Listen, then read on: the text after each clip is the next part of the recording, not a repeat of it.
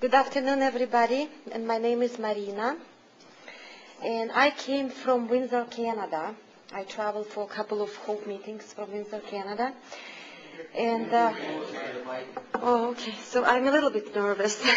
English is my second language, okay, so I come from the former Soviet Union, from the Baltic states, and so please bear with me if I don't say the words right, maybe, or get very nervous because I'm not used to speak in front of so many people. Yeah, but I'm so happy that I have this opportunity to speak and share my testimonial and information in regards that battle with metastatic breast cancer that unfortunately spread to the bones, and I was in a very, very bad shape.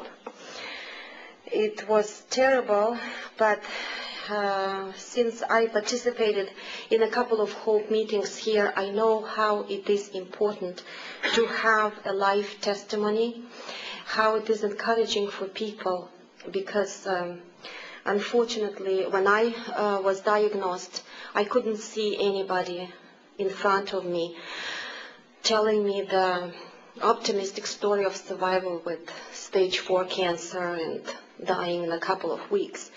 So I really needed those people to see, but nothing was available, so I was in God's hands.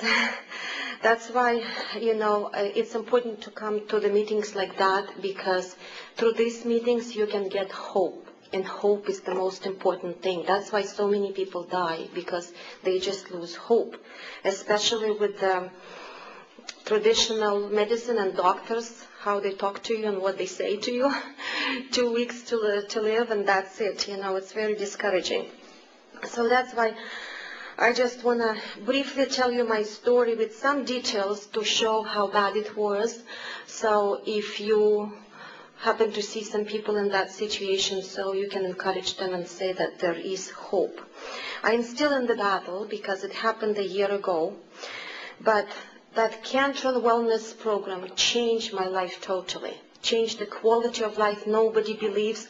I go to yoga class and they say you can be an instructor, and when I said that I cancer stage 4, they just don't believe. They think it's a joke. So anyway, December 2004, I had a radical mastectomy, and I was diagnosed breast cancer stage 3. The doctor scheduled 8 chemotherapies over 20 days interval, and then radiation after that. But after second chemo, and you know what, I submitted myself to them, and I thought I didn't know anything about any alternative, nothing. So I thought, okay, I'm going to go through that. So 2 chemos, guess what happened? It spread cancer all over my body, to the bones, in so many places. So radiation didn't make any sense. So when I came to see my oncologist, so she just told me those news, and the only choice they had to offer me that stay in tamoxifen, and they just actually sent me home to die a couple of weeks, and they say sorry, and if you want to go alternative, whatever, go ahead and do it. So at that point it was stage 4, right, at that point, and the terminal cancer. I was shocked, I was desperate, and I was looking for some answers everywhere. I was hopeless, I was helpless, and of course depressed, because people with cancer, they tend to be depressed. It's very hard to put yourself together, pull yourself together, and have faith. So what happened, I started doing a quick and intense research. And I don't have any scientific or medical background. I was a teacher of literature and languages, so it was so hard for me to get into all those things. And there were so many protocols that were offered, all different kinds, alternative protocols. And but what I found out, it was so expensive.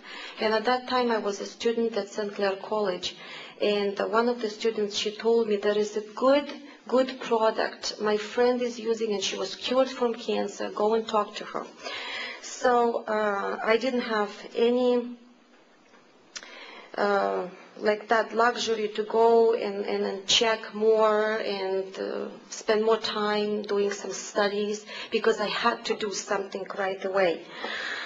And I will tell you later, there are other reasons why I chose cantron, but the first was that it was affordable, and I've read good testimonies, and that's why I didn't have a choice. Out of despair, I decided to go. I started that program a year ago on March, so it's April, right? A year ago. So right after the surgery, yes. And I came to see Andy. After spending half a day here, I learned a lot about like personal consultation about products and a proper diet. And of course I was very overwhelmed, because I was not sure if I can do it. It was so shocking, everything, all the new names and everything. Besides, I was weak and I was depressed. And cantron was the only hope that was offered at that time, and I didn't have that luxury of doubting and checking all that information and the validity of the claims, because my life was at stake. And besides, this was something that I could afford. So in March, I got all the products together with cantron, whatever was good for the breast cancer to fight. All other things, they sell it here. And I started.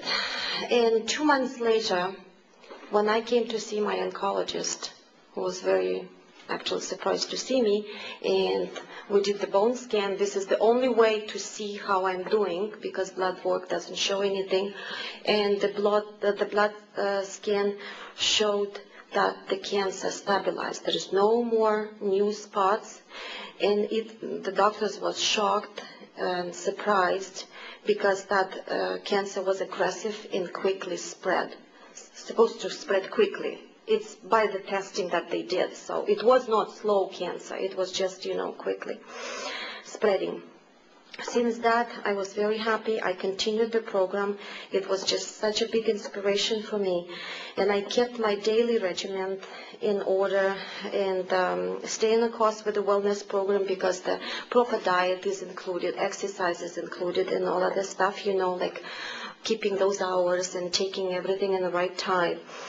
I was very devoted to that. But like what I heard from other testimonies, I didn't see that white egg look like egg stuff coming out from me, and I was kind of a little bit discouraged. But 6 months later, I was so happy. When I went to the washroom, I could see this starting coming out from me, and I was so happy. Maybe because it's not in the soft tissues. When you deal with soft tissues, it comes out quicker, right? I just assume. So because it's in the bones, it's a hard tissue, it takes longer. So by that time, I gained my strength, because I was very weak, I was very sick, and by that time, it was July, August, I got my strength back, and I started my yoga classes as described by Dr. Wade. He used to come to these meetings also and giving a speech and talking about that.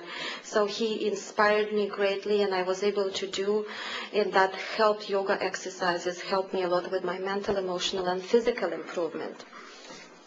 Then in December, so I became like normal, I started acting normally, but I didn't go back to work. I could have. They just gave me the permanent disability, no question, because people just die. They don't even collect disability. They don't come to that point. So in December, I had another scan, bone scan. It showed the shadows, the same spots, and the doctors, again, they're confused. They don't know what's going on. It didn't look like it should look, the way according to their protocol. I just believe myself now, these are just the scars that are left, and the cancer cells already gone.